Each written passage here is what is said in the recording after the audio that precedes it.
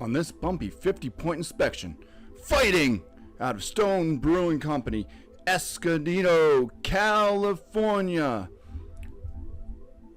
an imperial stout brewed with pecans, wheat, and rye, 1/4 aged in bourbon barrels, weighing in at 11.5% alcohol by volume.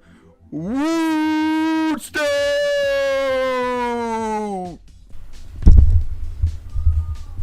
You're welcome. All right, so we do have the WOOTSTOUT, also known as the Farking Wheaton WOOTSTOUT. Not going to go into Stone. They've been around for quite a long time. I'm sure they have some very outrageous write-up about how great their brewing company is.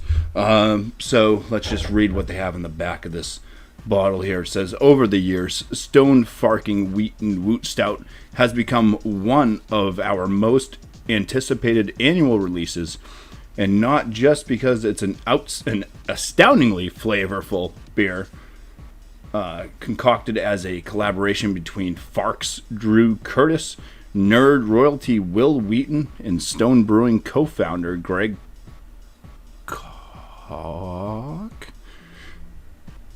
It's the incredible label art adorning this beer over the years that has elevated it to the pinnacle of beer geekery and beer geekery. This year's,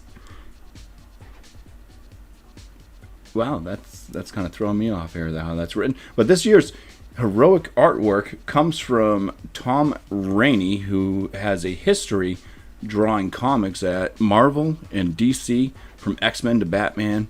His label art depicts a super-powered mecha-Gargoyle ready to spring into action to protect the sublime sanctity of great craft beer. Sanctity, not sanctity of great craft beer. Okay, so here we go. We got this, and we're gonna pour it and put it through this inspection now.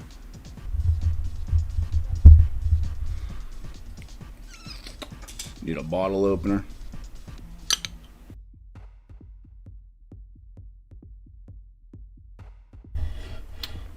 All right, that head is a nice mocha colored head, fairly tight bubbles there, kind of frothy head going on. Very nice. I do have some kind of caramel to reddish hues coming from the light through the bottom reservoir here. So an extremely dark beer. I wouldn't call it quite black. I would just say it's a really dark brown. Let's get some aromas out of this. All right, so first thing I noticed is a bit of a berry type, like a dark fruit or berry type nose. There's some chocolate in there. I am picking up on a little bit of something that smells like bourbon. Very slight. I would say plum. I was saying berry at first. I think it's more like a plum. Juicy plum. Plum chocolate. A little bit of a bourbon barrel aging action going on in the nose. Can't detect rye on the nose in it, but we'll see if it's there in the flavors. All right. Well, cheers. First swig.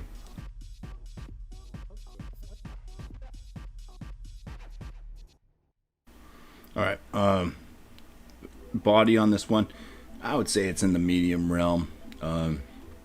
Carbonation's right there too. Drying, I'd say it's drying to the palate for sure. There was a not so pleasant flavor right off the bat. A bit of like a almost metallic bitterness right up front with this for me. Yeah, some roasty, toasty, almost going burnt type notes. There's a bit of that rye spice in there. Kind of picking up on that rye a little bit on the finish.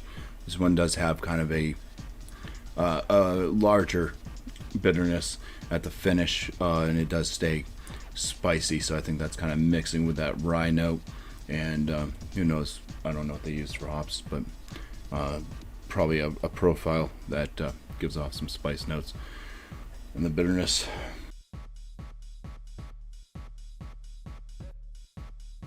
There's a touch of chocolate in there. Not really able to detect the bourbon barrel aging at all. Alcohol 11.5. I think it's hidden. It's hard to say because it's got that rough like bitterness right from the get-go. I do have a burning sensation in my throat. All right, well, I'm going to go ahead and start putting a score down.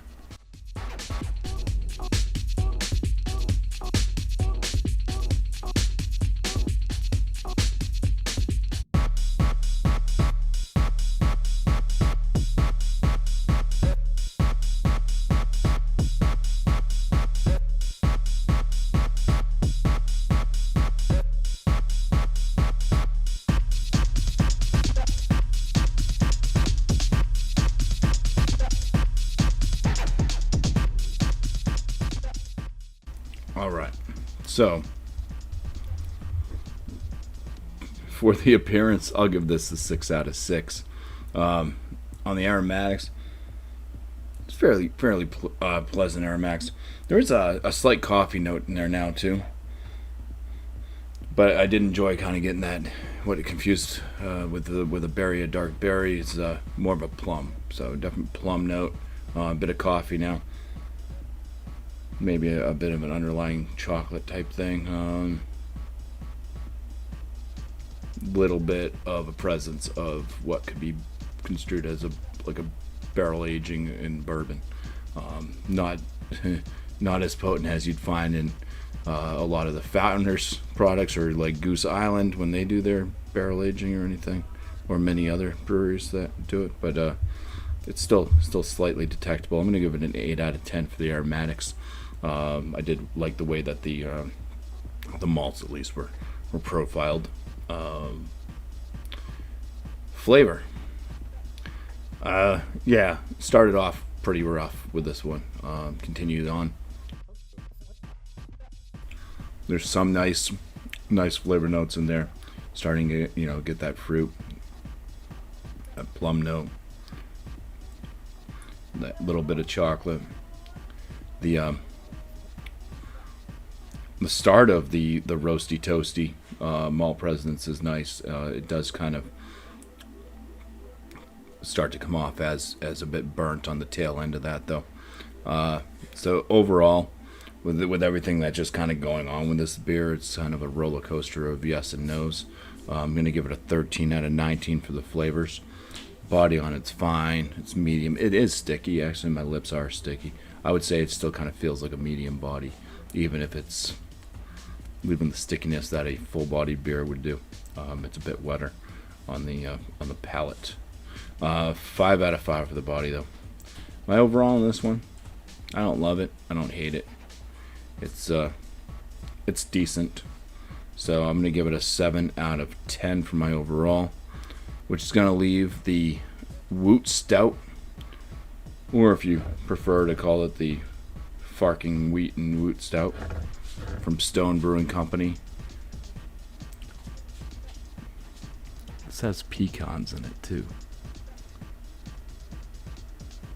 I don't taste no pecans, but it's gonna leave this beer with a 39, a BuMpY 39 out of 50, which would put it as a good beer.